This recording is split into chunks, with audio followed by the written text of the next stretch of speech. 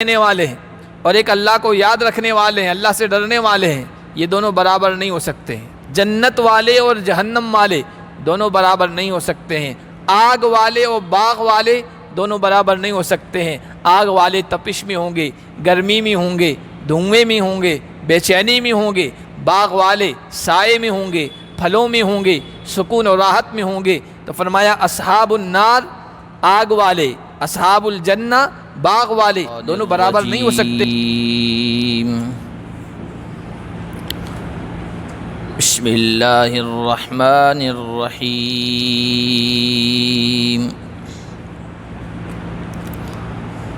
ألم تر إلى الذين نافقوا يقولون لإخوانهم الذين كفروا من أهل الكتاب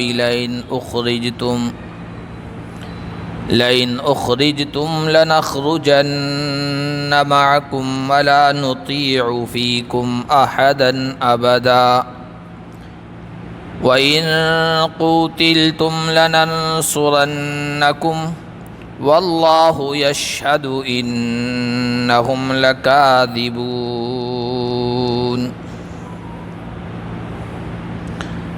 آج کے درس کا آغاز ہم اللہ کے فضل و کرم سے سورۃ الحشر کی آیت نمبر 11 سے کر رہے ہیں۔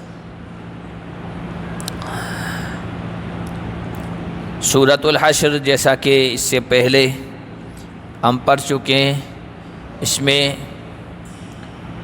یہود کے قبیلے بنو نذیر کی جلا وطنی کا ذکر ہے۔ جب اللہ کے نبی صلی اللہ علیہ وسلم نے ان کی سازشوں کے نتیجے میں مدینے سے جلا وطن کرنے کا فیصلہ سنایا تو پہلے مرحلے میں وہ سب تیار ہو گئے تھے کہ ہمیں اب یہاں سے جانا ہے، لیکن مدینے کے اندر رہنے والے جو منافقین تھے اپنے آپ کو ظاہری طور پر مسلمان کہتے تھے، لیکن دل سے وہ مسلمان نہیں تھے، اور کافی ان کی تعداد تھی۔ ان کا سردار تھا عبداللہ بن ابی۔ اس نے بنو نذیر کو پیغام بھیجا کہ ڈٹے رہنا، ڈرنا نہیں ہے اور اپنے وطن کو نہیں چھوڑنا ہے، جلا وطنی نہیں اختیار کرنی ہے، ہم تمہارے ساتھ ہیں، میرے پاس اتنے ہزار لوگ جنگی لڑنے والے موجود ہیں، اس لیے ہمت مت ہارنا، ڈٹے رہنا۔ تو بنو نذیر نے اس کی اس بات سے حوصلہ پا کر اللہ کے نبی صلی اللہ علیہ وسلم کو پیغام بھیجا کہ تمہیں جو چاہے کرنا ہو کر لینا، ہم یہاں اپنے یہ قلعے اور اپنی یہ جگہ نہیں چھوڑیں گے۔ تو پھر اللہ کے نبی نے چڑھائی کی اور پھر کس طرح معاملہ پیش آیا وہ ہم پڑھ چکے ہیں۔ آج اللہ تعالیٰ نے جو ابھی آیتیں ہم نے پڑھی اس میں جو منافقین نے ان سے باتیں کہی ان کا تذکرہ ہے۔ فرمایا الم تر الی الذین نافقوا یقولون لاخوانہم الذین کفروا من اہل الکتاب، کیا آپ نے نہیں دیکھا ان لوگوں کو جنہوں نے منافقت اختیار کی؟ وہ اپنے اہل کتاب کافر بھائیوں سے کہتے ہیں لئن اخرجتم لنخرجن معکم، اگر تمہیں یہاں سے نکالا گیا تو ہم بھی تمہارے ساتھ نکلیں گے، ولا نطیع فیکم احدا ابدا، اور تمہارے بارے میں ہم کسی کی بات نہیں مانیں گے، ہم کسی کے سامنے جھکیں گے نہیں اور کسی دوسرے کے ساتھ نہیں ہوں گے، ہم تمہارے ساتھ رہیں گے اور جینا مرنا تمہارے ساتھ، تم نکالے گئے تو ہم بھی مدینہ چھوڑنے کے لیے تیار ہو جائیں گے۔ وَإِن قُوتِلْتُمْ لَنَنْصُرَنَّكُمْ، اگر تم سے جنگ ہوئی، لڑائی ہوئی تو ہم تمہاری مدد کریں گے۔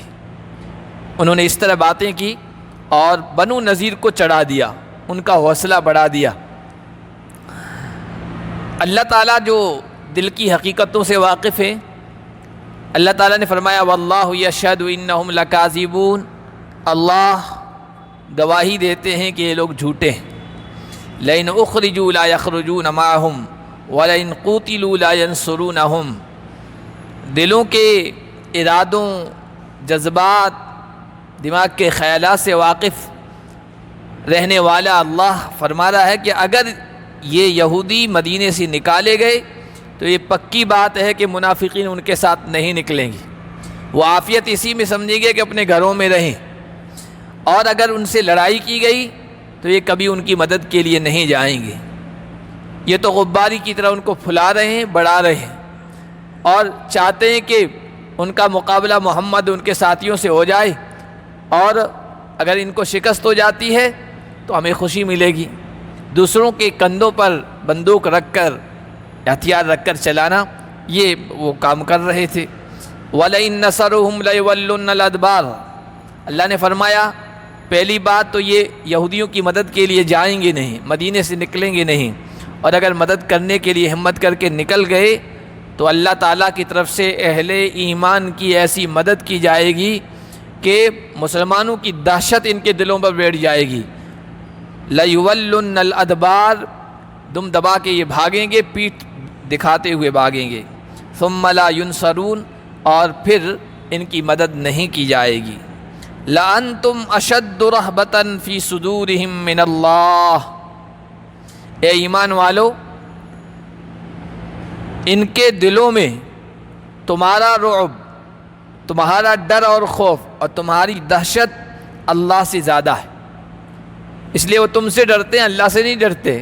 اللہ جو ان کے رازوں سے واقف ہے، ان کی ایک ایک حرکت کے بارے میں جان رہا ہے، اس سے نہیں ڈرتے ہیں۔ اگر اس سے ڈرتے ہوتے تو یہودیوں کے ساتھ اس طرح کی ساز باز نہ کرتے، اس طرح کی دوستی نہ کرتے، اور مسلمانوں کے خلاف ان کو بھڑکاتے نہ، ان کی حوصلہ افزائی نہیں کرتے۔ لیکن تمہارا ڈر، تمہاری دہشت ان کے دلوں میں اللہ سے بھی زیادہ ہے۔ وہ یہ سمجھتے ہیں کہ ہماری حالت اگر مسلمانوں پر ظاہر ہو گئی، اللہ پر ظاہر ہوتی ہے تو ہوتی رہے، مسلمانوں کے سامنے ہماری حقیقت کھل گئی تو ہماری جان کو بھی خطرہ ہے، مال کو بھی خطرہ ہے، مدینے میں وہ ہمیں رہنے نہیں دیں گے، اس لیے وہ تم سے ڈرتے ہیں، اندر اندر سازشیں کرتے ہیں۔ ذَلِكَ بِأَنَّهُمْ قَوْمٌ لَا يَفْقَهُونَ، اور یہ اس وجہ سے ہے کہ ان کو سمجھ نہیں ہے۔ اگر سمجھ ہوتی تو اس طرح کی حرکتیں نہ کرتے، تمہارے ساتھ سچے رہتے، پکے رہتے، لیکن یہ اندر اندر چپکے خفیہ سازشیں کرتے ہیں اور یہودیوں سے دوستیاں گانٹتے ہیں۔ لا يقاتلونکم جمیعا، پھر اللہ تعالیٰ نے یہودیوں کو بھی حقیقت بتائی اور ان منافقوں کی بھی حقیقت بتائی۔ کہا کہ اگر لڑائی کی نوبت آ جائے، تم سے جنگ کی نوبت آ جائے، تو یہ سب اکٹھا ہو کر تم سے دو بدو آمنے سامنے مقابلہ نہیں کر سکتے۔ اللہ تبارک و تعالیٰ تمہارا خوف ان پر ایسا ڈالے گا کہ وہ سامنے آ کر کبھی مقابلہ نہیں کر سکتے۔ الا فی قری محصنۃ، ہاں فصیلوں میں گھری ہوئی، چہار دیواری میں گھری ہوئی بلڈنگوں میں، بستیوں میں، قلعوں میں چھپ کر، او من وراء جدر، یا دیواروں کی اوٹ سے، قلعوں کے اندر بند رہ کر وہ تمہارا مقابلہ کریں گے، آمنے سامنے آنے کی ان کو ہمت نہیں ہوگی، اتنی تمہاری دہشت ان کے اوپر ہوگی۔ ہمارے ایک بزرگ گزرے ہیں، علامہ شبیر احمد عثمانی رحمۃ اللہ علیہ، دیوبند کے رہنے والے تھے۔ ان کی تفسیر عثمانی پہلے جب حاجی لوگ جاتے تھے، آج سے 10 یا 12-15 سال پہلے، تو ایک لمبی سی تفسیر ملی کرتی تھی۔ اب تو دوسری تفسیر ہے ابھی جو حاجیوں کو دی جاتی ہے، پہلے جو پرانی تفسیر دی جاتی تھی وہ حضرت شیخ الہند کے ترجمے حواشی اور علامہ شبیر احمد عثمانی کی تفسیر کے ساتھ ہوتی تھی۔ اگر پرانا آپ نے دیکھا ہو، پرانے حاجی لوگ لے کے آتے تھے۔ تو وہ بعد میں ملک کی تقسیم کے وقت وہاں چلے گئے تھے اور جھنڈا انہی کے ہاتھوں پھہرایا گیا تھا، پہلا جھنڈا جو پڑوسی ملک میں پھہرایا گیا تھا تو ان کے ہاتھوں مشرقی پاکستان میں پھہرایا گیا تھا۔ اتنے بڑے عالم تھے۔ انہوں نے اپنے ایک بزرگ کے حوالے سے لکھا ہے کہ مسلمانوں کی آمنے سامنے کی طاقت، دشمن چاہے یہودی ہو، عیسائی ہو یا دوسرے ہوں، مسلمانوں کے سامنے آمنے سامنے لڑنے کی طاقت اور ہمت ان میں اتنی نہیں تھی۔ مسلمانوں کی بہادری کا ان پر رعب تھا۔ صلاح الدین ایوبی سے لے کر بعد میں جتنے بھی کمانڈر آئے، خلفاء آئے، ترک خلیفہ آئے، انہوں نے بڑی جنگیں لڑی ہیں، مقابلے کیے ہیں، اور مسلمانوں کی ہمت، حوصلہ، پامردی کے سامنے سب کمزور پڑ جاتے تھے۔ تو پھر انہوں نے، دشمنوں نے یہ طریقہ اختیار کیا کہ آمنے سامنے تو ان سے ہم نہیں لڑ سکتے ہیں، کوئی ایسے ہتھیار بنائے جائیں تیار کیے جائیں کہ دور سے ان کو ہٹ کر سکیں، دور سے ان کا مقابلہ کر سکیں، دور سے ان کو نشانہ بنا سکیں۔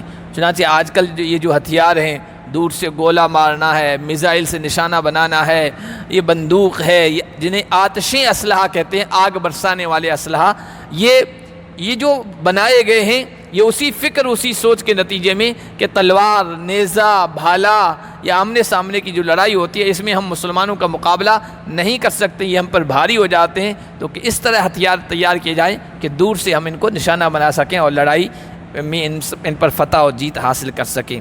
اللہ نے یہودیوں کے بارے میں یہاں کہا کہ یہودی بھی تم سے اتنے ڈرتے ہیں کہ بالمقابل آمنے سامنے آ کر یہ نہیں لڑیں گے، ہاں قلعوں میں بند ہو کر یا دیواروں کی اوٹ لے کے یہ تم پر حملہ کریں گے۔ بأسہم بینہم شدید، دوسری بات یہ کہی کہ ان کی آپس کی لڑائی بہت سخت ہے۔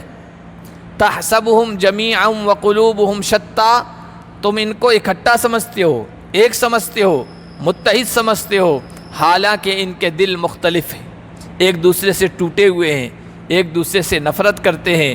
مدینے کے جتنے بھی یہودی خاندان تھے، آبادیاں تھیں، بنو نذیر جن کا ذکر اس صورت میں چل رہا ہے، بنو قریظہ جس کا ذکر 21ویں پارے میں سورۃ الاحزاب میں آیا ہے، ایک قبیلہ اور تھا بنو قینقاع، یہ یہودیوں کے قبیلے تھے اور آپس میں ان کی بڑی چپقلش تھی، بڑا اختلاف تھا، آپس میں عداوتیں تھیں، دشمنیاں تھیں، لیکن اسلام اور مسلمان دشمنی ان کو ایک پلیٹ فارم پر جمع کیے ہوئی تھی۔ مسلمانوں کا جب نام آتا تھا تو آپس کے سارے اختلافات بھلا کر وہ ایک ہو جاتے تھے، حالانکہ ان کے آپس کے اختلافات بڑے سخت تھے۔ اور یہ صرف اس وقت جب نبی پاک صلی اللہ علیہ وسلم موجود تھے دشمنوں کی یہ حالت نہیں تھی، بلکہ آپ کے بعد اور آج بھی اسلام دشمنوں کی حالت یہی ہے۔ آپس کی ان کی لڑائیاں بہت سخت ہیں، آپس کے ان کے اختلافات بہت سخت ہیں۔ دنیا میں جو بڑی جنگیں ہوئی ہے، جنہیں جنگ عظیم کہتے ہیں، پہلی جنگ عظیم، دوسری جنگ عظیم، وہ عیسائیوں کے درمیان ہی ہوئی ہے، مسلمانوں اور عیسائیوں، یا مسلمانوں اور یہودیوں، یا مسلمانوں اور کسی دوسرے مذہب کے ماننے والوں کے درمیان نہیں ہوئی ہے، عیسائیوں کے درمیان آپس میں ہوئی ہے۔ اور پھر عیسائیوں کو یہودیوں سے نفرت ہے، یہودیوں کو عیسائیوں سے نفرت ہے۔ اسی طرح دوسرے جو مذہب کے ماننے والے ہیں ان کے آپس میں سخت اختلافات ہیں، لیکن جب اسلام کا نام آتا ہے تو پھر سب متحد ہو جاتے ہیں، ایک پلیٹ فارم پر جمع ہو جاتے ہیں، یعنی اسلام دشمنی سب کو اکٹھا کر دیتی ہے۔ الکفر ملت واحدہ، کفر سارا کا سارا ایک ہی مذہب ہے، یہ بات اس وقت حقیقت بن کے سامنے آ جاتی ہے۔ اور اس کی وجہ یہ ہے کہ تاریکی، اندھیرا، جتنے بھی غلط مذاہب ہیں یہ اندھیرا ہے، یہ تاریکی ہے۔ تاریکی اور اندھیرے کا سبب کچھ بھی ہو، وجہ کچھ بھی ہو، کارن کچھ بھی ہو، اندھیرا روشنی کو بالکل پسند نہیں کرتا ہے، وہ جہاں کہیں بھی ہو۔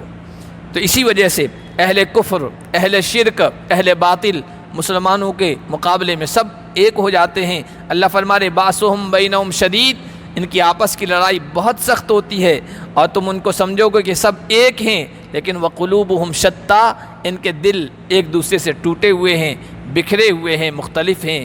ذالک بانہم قوم لا یعقلون، یہ اس وجہ سے کہ ان کو عقل نہیں ہے، سمجھ نہیں ہے۔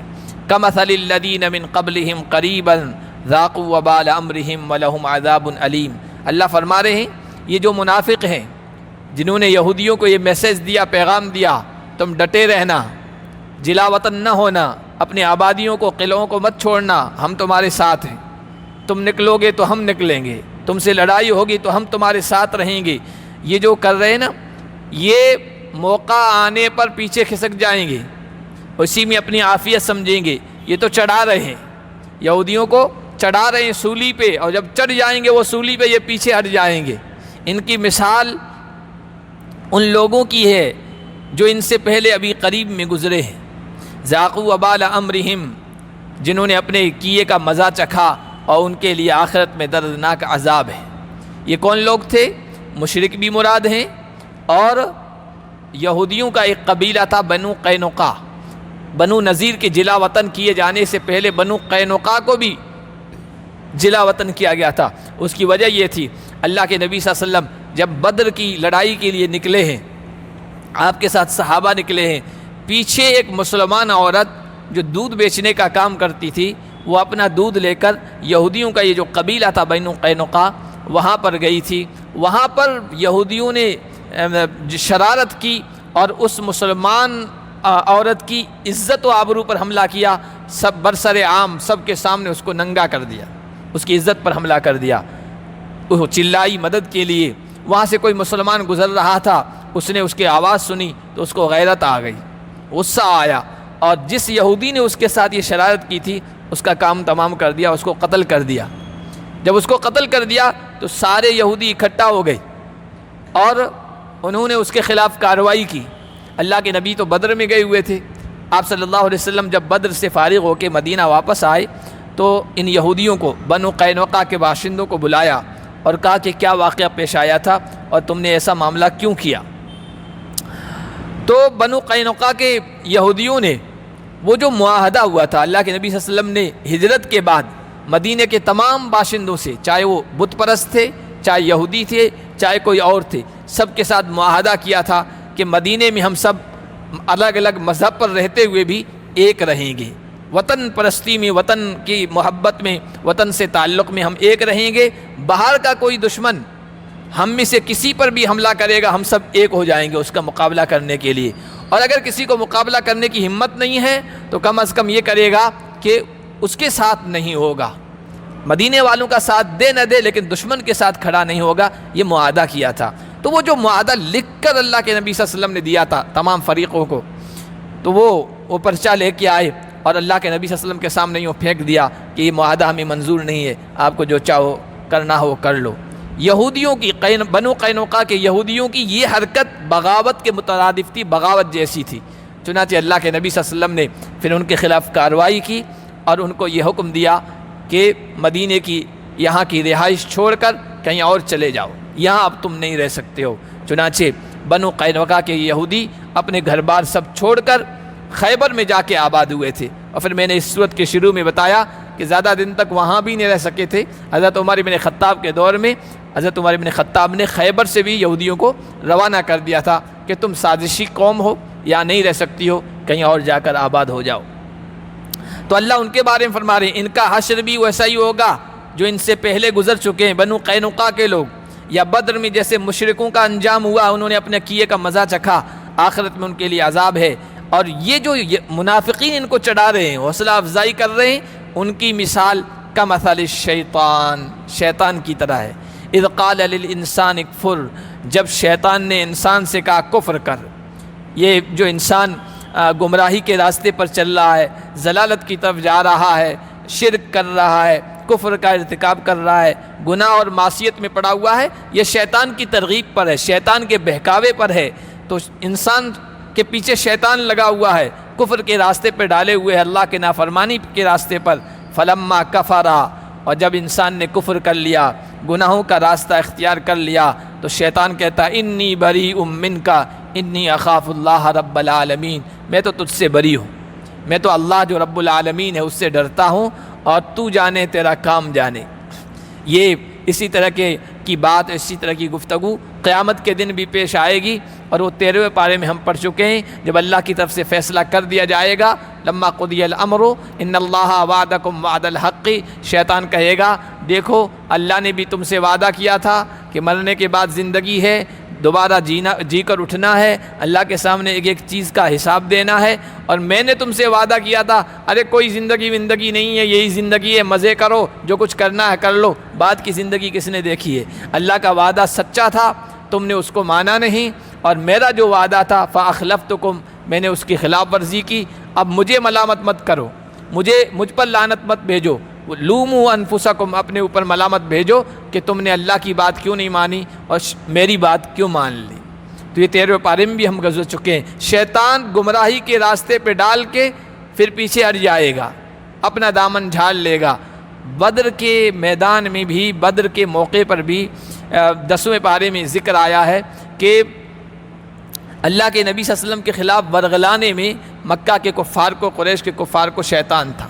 شیطان بنو کنانہ کے ایک بزرگ کی شکل اختیار کر کے مکہ کے کافروں، قریش کے کافروں کے پاس گیا تھا اور ان کو ورغلایا کہ چلو محمد کے خلاف نکلو، اور ابھی یہ پہلا ہی موقع ہے، پہلا مرحلہ ہے، ان کو جڑ سے ختم کر دو، تم ہی غالب رہو گے اور تمہاری جیت ہوگی۔ اس طرح ورغلا کر لے کے آیا، اسے کہا کہ میں تمہارے ساتھ ہوں، میرے ساتھ لوگ ہیں اور ہم سب مل کے محمد کے خلاف لڑائی کریں گے۔ لیکن جب میدان میں ان کو ورغلا کر لے کے آیا اور میدان میں اللہ کی طرف سے صحابہ کے اوپر اللہ کی مدد اتری، فرشتے اترتے ہوئے شیطان نے جب دیکھا تو اس نے کہا کہ بھائی میں تو پیچھے ہٹتا ہوں، میں تو اب مقابلہ کرنے کی طاقت نہیں ہے، میں پیچھے ہٹ رہا ہوں کیونکہ میں وہ دیکھ رہا ہوں انی ارا ما لا ترون، جو تم نہیں دیکھ رہے ہو، اور پیچھے ہٹ گیا۔ اور پھر کفار کا جو حشر ہوا بدر کے میدان میں، وہ آپ سب جانتے ہیں، 70 ان کے بڑے بڑے سورما مار دیے گئے اور 70 جو ہے وہ قید کر کے مدینے میں لائے گئے ہیں، اور اس دن کو، اس لڑائی کو یوم الفرقان کہا گیا، کفر اور ایمان کے درمیان فرق کر دینے والی چیز۔ اتنا اثر کہ آج بھی کفار بدر کا تذکرہ کرتے ہیں، بدر کا تذکرہ ان کے سامنے ہوتا ہے، یا بدری 313 کا نام لے لیں تو دہشت طاری ہو جاتی ہے اور اندر کی جلن، اندر کا بغض سامنے آ جاتا ہے۔ تو شیطان جو ہے انسان کو کفر اور گمراہی کے راستے پہ ڈالتا ہے، لیکن جب موقع آتا ہے تو کہتا ہے میرا تجھ سے کوئی لینا دینا نہیں، میں تو اللہ سے ڈرتا ہوں، تو جانے تیرا کام جانے۔ اسی طرح ان منافقین نے یہودیوں کو ورغلایا اللہ کے نبی کے خلاف، لیکن جب لڑائی کی نوبت آئی تو چپ چاپ بیٹھے رہ گئے اور یہودیوں کو سولی پہ چڑھا دیا، یہودیوں کو جلاوطن کر دیا گیا۔ ان میں سے کوئی ایک منافق بھی ساتھ میں نہیں گیا۔ فَكَانَ عَاقِبَتَهُمَا أَنَّهُمَا فِي النَّارِ خَالِدَيْنِ فِيهَا، اللہ نے فرمایا دیکھو دونوں کا انجام یہ ہوا کہ دونوں جہنم میں ہمیشہ ہمیشہ رہیں گے، نہ شیطان بچ سکے گا اللہ کے عذاب سے، اور نہ جو اس کی بات مان کر کفر کے راستے پر چل پڑا ہے، دونوں، نہ گناہ کروانے والا نہ گناہ کرنے والا، دونوں اللہ کی پکڑ سے نہیں بچ سکتے۔ اسی طرح نہ یہ منافق بچ سکتے ہیں اور نہ یہودی بچ سکتے ہیں۔ وَذَلِكَ جَزَاءُ الظَّالِمِينَ، ظالموں کا انجام، ظالموں کا بدلہ یہی ہے۔ یہ تذکرہ ہوا حزب الشیطان کا۔ اس سے پہلے والی صورتوں میں اللہ تعالیٰ نے 2 گروہوں کا تذکرہ کیا تھا، اللہ کی پارٹی حزب اللہ، شیطان کی پارٹی حزب الشیطان۔ اللہ کی پارٹی اور شیطان کی پارٹی، شیطان کی پارٹی یہ منافق تھے، یہ یہودی تھے۔ ان کا دنیا کا انجام کیا ہوا اس کا بھی ذکر ہوا، آخرت کا انجام کیا ہوگا اس کا بھی ذکر ہوا۔ اب آگے جو آیتیں آ رہی ہے ان آیتوں میں حزب اللہ کے دنیا کے اور آخرت کے انجام کا ذکر ہے، اور ان کو بتایا گیا، اللہ کی پارٹی کو، اللہ کے گروہ، اللہ کے لشکر کو، کہ دنیا اور آخرت میں کامیابی کا کون سا راستہ ہے، کون سے گر ہیں، کون سی چیزیں ہیں، وہ بتائی گئی۔ یا ایھا الذین آمنوا اتقوا اللہ ولتنظر نفس ما قدمت لغد واتقوا اللہ۔ 4 چیزیں بتائی گئی ہے۔ سب سے پہلی چیز، اے ایمان والو، اے اللہ کے گروہ، اے اللہ کے لشکرو، اتقوا اللہ، اللہ سے ڈرو، اور ہر نفس غور کرے، سوچے کہ اس نے کل کے لیے کیا بھیجا ہے۔ پہلی چیز یہ بتائی کہ اللہ کے گروہ، اللہ کے لشکر، تمہیں یہ سوچنا چاہیے کہ ہم آگے کے لیے کیا بھیج رہے ہیں۔ آگے کا مطلب مرنے کے بعد کی زندگی کے لیے۔ جس طرح بینک والے انسانوں کو یہ کہتے ہیں نا کہ بھائی مستقبل کے لیے، فیوچر کے لیے کچھ بچا کے رکھو، اس کے یہ طریقے ہیں، یہ اسکیمیں ہیں، یہ چیزیں ہیں، یہ اختیار کرو، تمہارا فیوچر بھی سیکور ہو جائے گا، تمہاری اولاد کے لیے بھی اچھا ہو جائے گا۔ تو اللہ تبارک و تعالیٰ اپنے گروہ کے بارے میں کہہ رہے ہیں کل کے لیے فکر کرو، اس کے لیے تم نے کیا بھیجا ہے۔ ایک تاجر جس طرح اپنا حساب آڈٹ رکھتا ہے، شام کو بیٹھتا ہے اور وہ غور و فکر کرتا ہے کیا میں نے کمایا ہے اور کتنا حاصل کیا ہے، اور کل کے لیے میں ایسا کیا طریقہ اختیار کروں کہ جو کمایا ہے وہ بچ جائے، گھاٹے سے بچ جاؤں، نقصان سے بچ جاؤں۔ اسی طرح ہر وقت، ہر لمحے ایمان والوں کو چاہیے کہ وہ اپنا حساب کتاب اسی طرح تیار رکھیں۔ وَلْتَنْظُرْ نَفْسٌ مَا قَدَّمَتْ لِغَدٍ، ہر نفس سوچے کل کے لیے اس نے کیا تیار کر کے بھیجا ہے۔ وَاتَّقُوا اللَّهَ، اور اللہ سے ڈرنا۔ یہ جب محاسبہ کریں نا کل کے لیے ہم کیا تیاری کر رہے ہیں، تو دوبارہ وَاتَّقُوا اللَّهَ لے آئے، دوبارہ اتقوا اللہ، اللہ سے ڈرنا۔ اس لیے کہ بعض مرتبہ انسان اپنا محاسبہ کرتا ہے، اپنا جائزہ لیتا ہے نا، تو اپنے نفس کو دھوکہ دے دیتا ہے یا نفس کے دھوکے میں مبتلا ہو جاتا ہے، کر رہا ہے گناہ لیکن اپنے آپ کو سمجھا رہا اچھا کر رہا ہوں، کر رہا گناہ لیکن اسے یوں محسوس ہو رہا میں اچھا کر رہا ہوں۔ تو فرمایا واتقوا اللہ، اللہ سے ڈرنا، صحیح حساب کرنا، صحیح محاسبہ کرنا، اپنا صحیح جائزہ لینا، غلط کر رہے ہو یا صحیح کر رہے ہو۔ ان اللہ خبیر بما تعملون، تم تو اپنے آپ کو یہ سمجھا رہے ہو کہ میں اچھا کر رہا ہوں، لیکن اس کا الٹا ہوگا، اور اللہ ان تمام کاموں سے باخبر ہے جو تم کر رہے ہو، صحیح کر رہے ہو یا غلط کر رہے ہو۔ اس آیت کی تفسیر میں تمام مفسرین نے لکھا کہ اللہ کے نبی صلی اللہ علیہ وسلم کی مجلس لگی ہوئی تھی، صحابہ فرماتے ہیں دن کا شروع کا وقت تھا، اور صحابہ نے دیکھا کہ کچھ لوگ آئے، اس حال میں آئے ہیں کہ ان کے یوں سینے پر تلواریں لٹکائی ہوئی تھی، جس طرح تلوار لٹکاتے ہیں، اور ان کے بدن پر کپڑے نہیں تھے، بڑے خستہ حال تھے، پیروں میں جوتے نہیں تھے، فقر و فاقہ کا شکار تھے، کھانے پینے کی کمی کا شکار تھے، اور ایسا لگ رہا تھا کہ بنو نضر کے یہ لوگ ہیں، لیکن اللہ کے راستے کے مجاہدیں لڑنے والے ہیں، کھانے پینے کی کمی کا شکار ہو گئے تھے۔ آ کے بیٹھے مجلس میں، اللہ کی نبی صلی اللہ علیہ وسلم کی نگاہ پڑی تو آپ بے چین ہو گئے، پریشان ہو گئے کہ اللہ کے راستے میں لڑنے والے بھوک کا شکار ہیں، فقر و فاقہ کے شکار ہیں۔ آپ بے چین ہو گئے، آپ اپنے گھر کے اندر گئے، اور تھوڑی دیر گھر کے اندر رہنے کے بعد پھر واپس آئے، حضرت بلال رضی اللہ تعالیٰ عنہ کو بلایا، زوال کا وقت ہو چکا تھا، کہا بلال اذان دو، اذان دی گئی، پھر آپ صلی اللہ علیہ وسلم نے ظہر کی جماعت کے ساتھ نماز پڑھائی، اور اس کے بعد آپ نے خطبہ دیا۔ خطبے میں ایک آیت تو وہ پڑھی جو سورۃ النساء کی پہلی ہے، جو نکاح کے خطبے میں پڑھتے ہیں، یا ایھا الناس اتقوا ربکم الذی خلقکم من نفس واحدہ، اور پھر اللہ کے نبی نے یہ آیت پڑھی، یا ایھا الذین آمنوا اتقوا اللہ، اے ایمان والو اللہ سے ڈرو، اور ہر نفس، ہر انسان غور کرے، دیکھے کہ اس نے کل کے لیے کیا بھیجا ہے، کیا تیاری کر رکھی ہے، اور اللہ سے ڈرو، اللہ تمہارے تمام کاموں سے باخبر ہے۔ اور پھر اللہ کے نبی نے صدقے پہ ابھارا، اللہ کے راستے میں خرچ کرنے پہ ابھارا کہ جس کے پاس جو ہے وہ لے کے آؤ، نقدی ہے نقدی لے کے آئے، درہم و دینار ہے وہ لا کے پیش کرے، کھانے پینے کی چیزیں ہیں وہ جنس لا کے پیش کرے، کپڑے ہیں تو وہ لا کے پیش کرے۔ اللہ کے نبی صلی اللہ علیہ وسلم نے اس طرح ترغیب دی۔ پھر دیکھا صحابہ نے، ایک صحابی آئے ہیں، بڑی سی تھیلی اٹھائے ہوئے گھر سے، درہم و دینار کی نقدی سکوں کی بھری ہوئی تھی، اور لا کے وہاں ایک طرف رکھ دی۔ پھر اور صحابہ آئے، کوئی کپڑا لے کے آ رہا ہے، کوئی کھانے پینے کی چیزیں لے کے آ رہا ہے، کوئی نقد جس کی جیسی گنجائش لے کے آ رہے ہیں۔ صحابہ کہتے ہیں ہم نے دیکھا ایک طرف سکوں کا ڈھیر تھا، ایک طرف کھانے پینے کی چیزوں اور کپڑوں کا ڈھیر تھا۔ اللہ کے نبی نے جب یہ دیکھا، آپ اتنے خوش ہوئے، کأن وجهه مذهب، ایسا لگ رہا تھا کہ آپ کے چہرے پر سونے کا پانی چڑھا دیا گیا ہے، ایک دم خوشی سے چہرہ چمک رہا تھا۔ اور کیوں نہ چمکتا، جو نبی جانوروں کے بھوکے رہنے کی وجہ سے پریشان ہو جائیں، وہ انسانوں کی پریشانی پر کیسے پریشان نہ ہوتے۔ اور پھر جب ان کی ضرورت پوری ہو گئی، اللہ کے نبی صلی اللہ علیہ وسلم خوش ہوئے۔ تو اللہ کے نبی نے اس موقع پر یہی آیت پڑھی تھی، اس میں کہا گیا تھا کہ دیکھو ان کی ضرورتیں پوری کرو گے تو گویا تم کل کے لیے تیاری کر رہے ہو، قیامت کے دن کے لیے تیاری کر رہے ہو۔ وَلَا تَكُونُوا كَالَّذِينَ نَسُوا اللَّهَ فَأَنسَاهُمْ أَنفُسَهُمْ۔ دوسری بات اللہ تعالیٰ نے ایمان والوں سے، اپنے گروہ سے جو کہی، یہ دوسری بات، اے ایمان والو ان کی طرح مت ہو جانا جنہوں نے اللہ کو بھلا دیا، اور پھر اللہ نے ان کی اپنی ذاتوں کو بھلا دیا۔ جو اللہ کو بھول جاتا ہے وہ نیکی کے کاموں میں سستی کرتا ہے، وہ اطاعت میں غفلت برتتا ہے، وہ نیکی کے کام کی طرف نہیں بڑھتا ہے، عبادتوں میں کوتاہی کرتا ہے، اور گناہوں کے راستے پر چل پڑتا ہے۔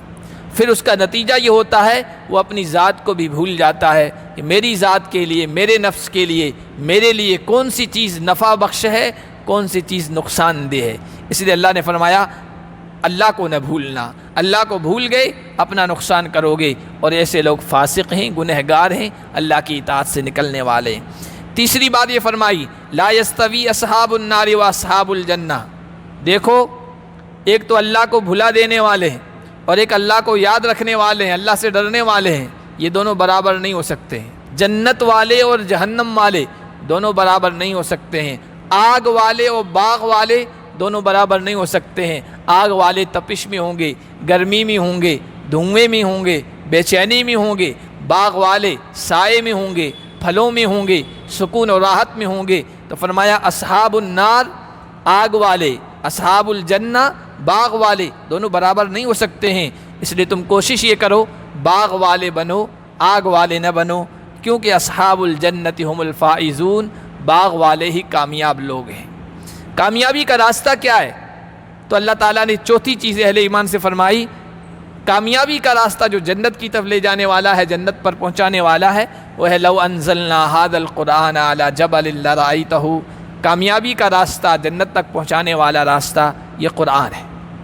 انشاءاللہ اس میں اگلے درس میں ہم پڑھیں گے۔ اللہ پاک ہم سب کو ان چاروں چیزوں کو اپنانے کی توفیق عطا فرمائے۔